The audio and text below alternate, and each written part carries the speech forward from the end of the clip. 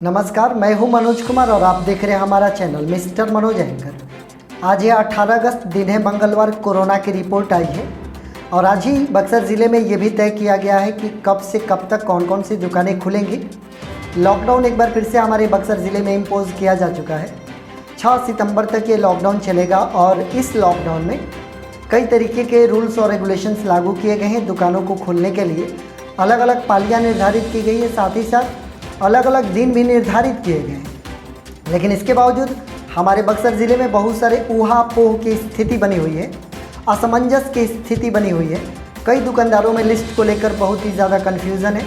जैसे कि पूरे लिस्ट में कहीं पर बर्तन की दुकानों की चर्चा नहीं है, कहीं पर फर्नीचर की दुकानों की चर्चा नहीं है। अब उन दुकानदारों को किस हिसाब से दुकानों को खोलने हैं, इसको लेकर वो बड़ी परेशान है।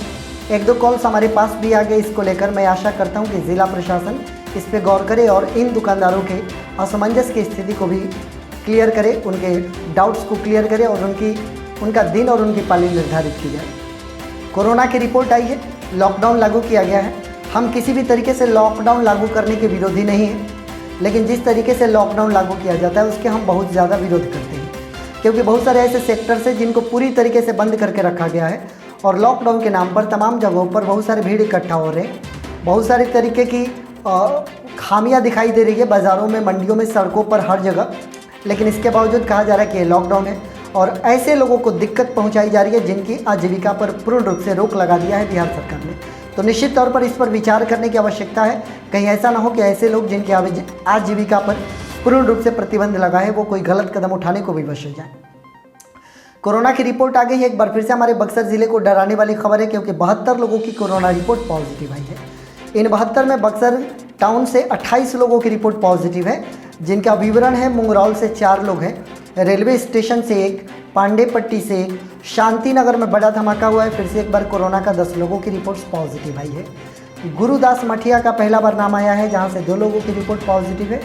वहीं सोहनीपट्टी से 9 लोगों की रिपोर्ट पॉजिटिव है और सेंट्रल जेल से 1 व्यक्ति की रिपोर्ट पॉजिटिव है। ये हमारे बक्सर के 28 कोरोना रिपोर्ट हो गए।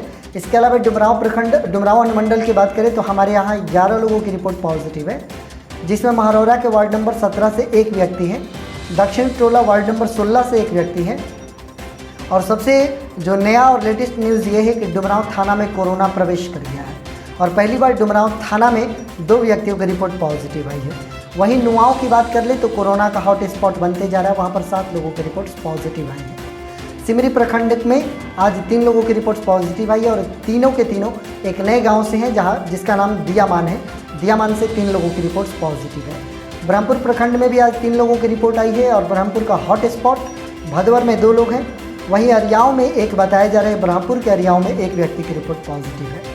चौसा में 9 लोगों की रिपोर्ट पॉजिटिव आई है, जिसमें खिलाफत नगर से 1 व्यक्ति है, सिकरौल से 2 हैं, प्रॉपर चौसा से 1 है और जलीलपुर जो कि हॉट स्पॉट बनते जा रहा है चौसा में, वहाँ पर 5 लोगों की रिपोर्ट पॉजिटिव है। राजपुर में बड़ा धमाका एक बार फिर से हुआ है, 10 लोगों की रिपोर्ट पॉजिटिव आई है, जिसमें सुगहर से 1 व्यक्ति है और 9 व्यक्ति अकेले एक गांव बसही से हैं और वहाँ पर 9 लोगों की कोरोना रिपोर्ट पॉजिटिव आई है। निश्चित तौर पर चिंता का विषय है।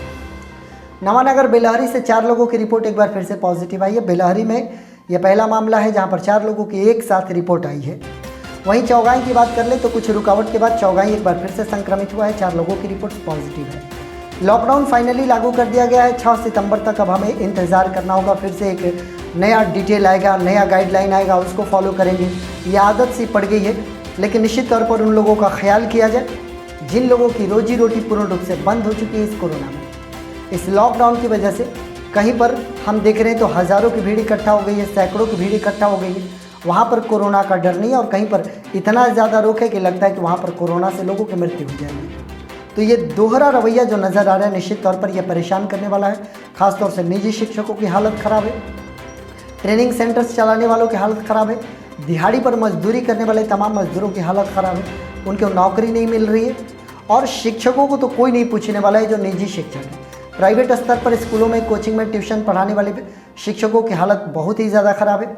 विद्यार्थियों की भी परेशानी वैसी ही है, क्योंकि एग्ज़ाम कहा जा रहा है कि सही समय पर लिया जाएगा और एग्ज़ाम सही समय पर होगा, तैयारी कुछ हो नहीं रही है, इसलिए विद्यार्थी भी परेशान है। फिर भी आशावादी बने रहें। बक्सर ज़िला प्रशासन हमारी सेवा में सदैव तत्पर है। और हमारी बिहार सरकार भी हमारी सेवा में सदैव तत्पर है।